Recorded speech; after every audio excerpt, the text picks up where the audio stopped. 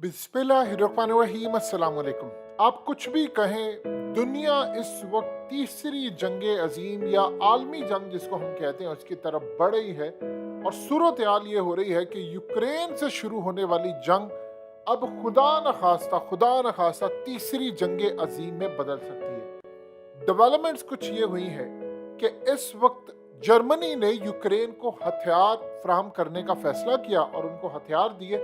उसके बाद रशिया की जानिब से कहा गया है कि आपने रेड लाइन क्रॉस कर दी है और इस रेड लाइन को क्रॉस करके अब हम एक्शन आपके खिलाफ लेने जा रहे हैं। इस पर नेटो और यूएस के सीनियर ऑफिशियल्स ने वार्न कर दिया है कि पुतिन इस वक्त फिजिबिलिटी बना रहे हैं और इसके बाद गालिबन वो कोई न्यूक्लियर हमला कर सकते हैं जर्मनी पर, यूरोप पर। और इस सूरत हाल में जर्मनी और यूरोप अपनी खैर मनाए। लिहाजा पुतिन के मामले पर क्लियर एक बात समझ लें कि उस बंदे ने पहले जो किया उसने वो करके दिखाया।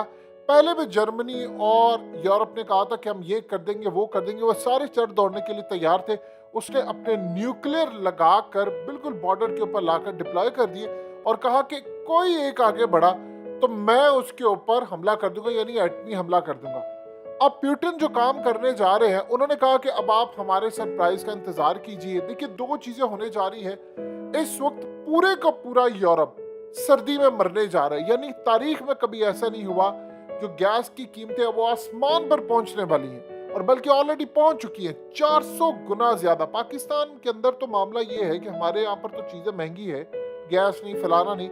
ये शहबाज शरीफ जो हालिया कह रहे थे कि वो गैस नहीं मिल रही, तो मैंने उनको कहा तो वो तो दे रहे, हमें फलाना करे वो करे।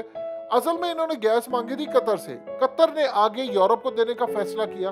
उधर प्रॉब्लम ये है कि वो वार्निंग जारी कर चुके हैं कि श्रीलंका जैसा हाल होने वाला है और सड़कों पर एहतजाज होगा, लोग छोड़ेंगे नहीं। और ऑलरेडी एहतजाज होना शुरू हो चुका है। यूरोप की कई कंट्रीज में एहतजाज हो रहा है कि जो रशिया पर पाबंदियां लगाई हैं इनको खत्म करें, बल्कि माफी मांग ले उससे और बैठकर मामला तय करें। ये मामला यहाँ पर रुकने नहीं वाला। आगे जो सूरत हाल पैदा हुई है इसमें उन्होंने मेक श्योर किया है कि अब रूस जवाब देने जा रहा है। रूस ने कहा कि जर्मनी ने रेड लाइन क्रॉस कर दी है, अब हम इनको बताएंगे हमने मना किया था इनको कि हथियार नहीं देने। ये बाज नहीं आए, इसका मतलब है अगर आज हम यहाँ पर नहीं रुके तो पूरा यूरोप इनको हथियार देगा। दूसरी तरफ आप जरा देखिए कि इंटरनेशनल मीडिया में हेडलाइंस क्या चलती है। हेडलाइंस ये चल रही है कि चूंकि पुतिन को शिकस्त हुई है यूक्रेन में, लिहाजा वो अब किसी भी वक्त न्यूक्लियर हमला करने जा रहे हैं। यानी आप अंदाजा कीजिए, ये नहीं बता रहे कि जर्मनी ने जो काम कहा है, असल में पुतिन ने देख लिया, उसकी नजरें अवाम की नफ्स पर है और उसका हाथ भी अवाम की नफ्स पर है और यूरोपियन की खास तौर पर। वो देख रहा है कि यूरोप के अंदर अब महंगाई आ रही है, पूरी दुनिया मुतासिर हो रही है, लेकिन यूरोप के अंदर हालात कुछ इस तरह से कि वहां पर एहतजाज शुरू हो गया कि नहीं, आप किसी भी तरह करके इस जंग को खत्म करें, पुतिन से सुलह करें, अपने मामला तय करें, जो भी करना है करें, लेकिन ये चीज बर्दाश्त नहीं की जाएगी कि इस तरह ये तबाही यहाँ पर लाए। अब यूरोप की सूरत हाल ये है कि गैस उनके पास मौजूद नहीं है, इंडस्ट्री उनकी नहीं चली। ये कह रहे हैं जी हम 10 साल तक कोई अल्टरनेट लेंगे। ठीक है, आप 10 साल तक करें, उसमें सर्दियों में गैस नहीं होगी तो क्या लोग मर जाएंगे? आप अल्टरनेट की तरफ भी अगर जाते हैं इन केस, तो आप बताएं आपकी इंडस्ट्री कैसे चलेगी? तो यूरोप के अंदर जो क्राइसिस आ रहा है आप उसका अंदाजा नहीं लगा सकते कि थिंक टैंक्स कह चुके हैं कि यहाँ पर हालात इतने खराब होने जा रहे हैं कि श्रीलंकन मॉडल यहाँ पर आपको नजर आएगा और आवाम सड़कों पर आए। अभी तो कुछ आप देखिए कि दीगर शहरों में, ममालिक में, यूरोपियन में एहतजाज शुरू हो गया। रशियंस, बेलारूस और कई यूरोपियंस ने अपनी प्रॉपर्टीज और चीजें बेचना शुरू कर दी है।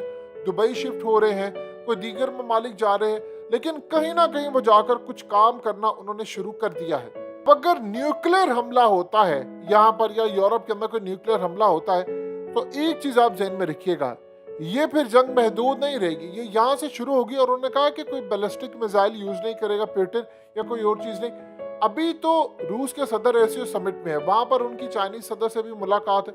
यानी वो सारी चीजें, सारा मामला तय करके उसके बाद वो आगे जाकर देखेंगे कि मुझे फाइनल फैसला क्या करना है, मुझे यूरोप पर हमला करना है, क्या करना है, क्योंकि बास नहीं आ रहे।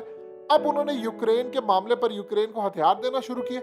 ऑलरेडी आप जानते हैं कि जितनी कंपनीज थी रशिया के अंदर, वो सारी की सारी, जो चाहे वो मैकडोनल्ड हो कुछ हो, उन्होंने सारे का सारा पलटा मार दिया है। उनकी करेंसी ऊपर चली गई है, उनकी कीमतें ऊपर चली हैं, पूरी दुनिया के अंदर इन पर पाबंदियां थी। उसके बाद अब यूरोप समेत अमेरिका, पूरी दुनिया की तबाही हो रही है। आप ये देखिए कि सारे ममालिक मिलकर रूस को शिकस्त नहीं दे सके। वो इलाके पर इलाके फतह करे, वो आराम सुकून से लगा हुआ है, वो यूरोप की बर्बादी देख रहा है। आप ये देखिए कि पुतिन अगर चाहे तो 2-4 बड़े हमले करके यूक्रेन से सारे का सारा खाली कर ले, लेकिन वो आहिस्ता आहिस्ता यूरोप को तबाह कर रहा है। सर्दियां आ रही हैं और सर्दियों के आने के बाद तो आप ये देखिए कि उनको गैस नहीं मिलेगी। इवन के कई यूरोपियन कंपनीज जो हैं वो इश्तिहार बना रही है, वो कह रही है कि तुम्हारे पास गैस नहीं है और गैस हम बंद करने जा रहे हैं, तुम सर्दी में मर जाओगे। यानी पूरी तरह एक पैनिक फैलाया जा रहा है। अब आप ये देखिए, इस पर न्यूक्लियर अगर हमला हो जाता है या कोई ऐसी चीज हो जाती है तो फिर क्या करेंगे। ऑलरेडी पुतिन ने कहा है कि तुम लोगों ने रेड लाइन क्रॉस किया, मैंने कहा था तुम्हें कि ये रेड लाइन क्रॉस ना करना, और ये रेड लाइन है कि तुम यूक्रेन को हथियार दो। देखिए, दो चीजें हो सकती हैं। अब रूस पूरा ये काम कर सकता है कि उसने एक ही दफा हमला करना है। एक तो सर्दियों में गैस नहीं इनके पास होगी, ये 2-3 महीने में तबाही इनकी शुरू हो जाएगी। उसके अलावा ये साइबर हमले करेगा और उसके अलावा ये किसी तरह को न्यूक्लियर हमला भी कर सकता है। इससे पहले वो चाइना से मशवरा लेगा कि आया मुझे क्या करना है क्या नहीं करना है, क्योंकि न्यूक्लियर कोई भी हमला करना ये आसान नहीं होता। लेकिन अगर यहाँ पर पुतिन चुप रहा, याद रखिएगा, तो उसके बाद क्या सूरत हाल होगी, ये सारे पलट कर उस पर हमला करेंगे। ये उसको दीवार से लगाने की कोशिश करेंगे कि ठीक है, इसने तो कोई रिएक्शन नहीं दिया, कोई जवाब नहीं दिया। और देखिए, चाइना ने हालिया ताइवान का जो दौरा था जिस पर अमेरिकी हाउस ऑफ स्पीकर गई, तो उसके बाद चाइना बड़ा मोहताज हो गया कि इन्होंने पूरी तरह यहाँ पर आकर नेक्स्ट टाइम हमला करना है, लिहाजा हमें तैयार रहना है। यही सूरत हाल इन्होंने यूक्रेन के मामले पर की है। देखिए, दुनिया की जो ताकतें हैं वो पीछे बैठकर जो कंट्रोल करती हैं चीज़ों को, असल में वो पूरी की पूरी कोशिश करी है कि किसी तरह यहाँ पर एक जंग छिड़ जाए, क्योंकि दुनिया के अंदर बड़े मज़ाहिब और बड़ी चीज़ें हैं, कोई पेशन गोई है जो पूरी होनी है। वो इस सेंस में कि पूरी दुनिया के अंदर एक खाना जंगी का माहौल हो, पूरी दुनिया के अंदर हुकूमतें गिरें, कोई वर्ल्ड ऑर्डर नया आए जिसके तहत ये पुराना निज़ाम जाए। देखिए, खुराक का इस वक्त बहरान पैदा हो रहा है पूरी दुनिया के अंदर, मौसम की तब्दीली हो रही है। आप अगर किताबुल फित्न पढ़ेंगे तो आपको अंदाजा होगा ये सारी पेशन गोइयां वहां पर मेंशन थी, जो आहिस्ता आहिस्ता एक एक करके यहाँ पर अब पूरी होना शुरू हो गई है। लिहाजा याद रखिएगा, जो सूरत हाल मुस्तकबिल का जो नक्शा पेश आ रहा है उसमें एक जगह पर कोई गलती हुई तो उसके बाद ये जंग छिड़ जाएगी। लिहाजा रशिया ने एससीओ समिट में जाने से पहले क्लियरली कहा है कि जर्मनी ने रेड लाइन क्रॉस कर दी है, अब हमारी टर्न है और हम अपनी टर्न पर जो बदला लेंगे यूरोप से, ये कुछ भी कर सकते हैं, क्योंकि पुतिन किसी से नहीं डरता। उसने कहा सोवियत यूनियन जो टूटा था मैंने उसको दोबारा रिस्टोर करना, और वो रिस्टोर किस तरह होगा, वो इसी तरह होगा, यूक्रेन को शामिल करेंगे। कई ममालिक जो टूट, इवन के आप देख ले सेंट्रल एशियन कंट्रीज, वहां पर रूस का आज असर व रसूख है। तो पूरी दुनिया तबाह हो रही है। आप बताइए रूस को क्या फर्क पड़ा, तेल उनका बिक रहा है, हालात उनके बिल्कुल पहले से बेहतर हो गए हैं, सारा का सारा उन्हें टेक ओवर कर लिया। और पूरी दुनिया मोहताज किसकी है इस वक्त, या तो वो सऊदी अरब के मोहताज है तेल पर, और या वो रूस की मोहताज है। और रूस इस वक्त कोशिश ये कर रहा है कि किसी तरह चाइना के साथ मिलकर अमेरिकी डॉलर का भी जनाजा निकाला जाए।